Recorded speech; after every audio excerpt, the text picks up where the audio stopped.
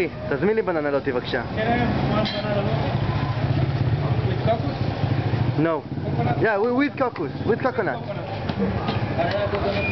בננה קוקוס. בננה קוקונט. אל תפריע, תן צלם. איזה מקצוען, אחי. שים לב מה הוא עושה.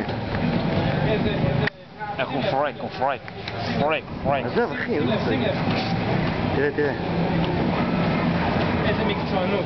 רגע, עכשיו התחיל הקטע המהיר, או...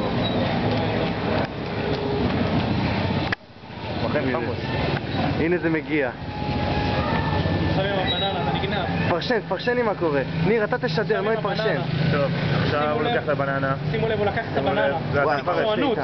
שים לב, לוקח את הבננה, הבננה פשוט נשלקת לה תראה מה קורה עם הקליפה, עכשיו הופ, הוא זורק אותה לקליפה. ועכשיו הוא לוקח חתיכות סבון, הוא מקפל את הסבון, קפל. נוי, האם זה סבון, נוי?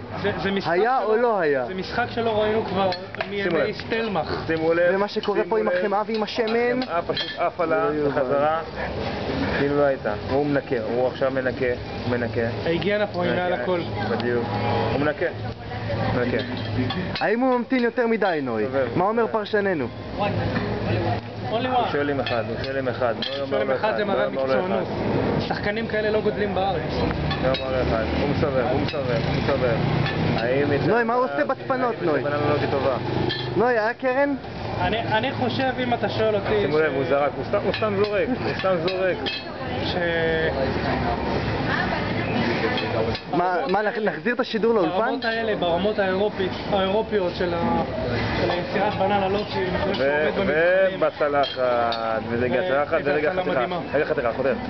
איזה חתיכות, יו. הופ, האצבע שלנו נפתחה, הופ. ולרגע המכריע. רגע הגשה או רגע המכריע? שם קרם. קצת איתי בקרם. פליז. זה לא הקרם של אתמול. זה לא קרם קשיח מעט.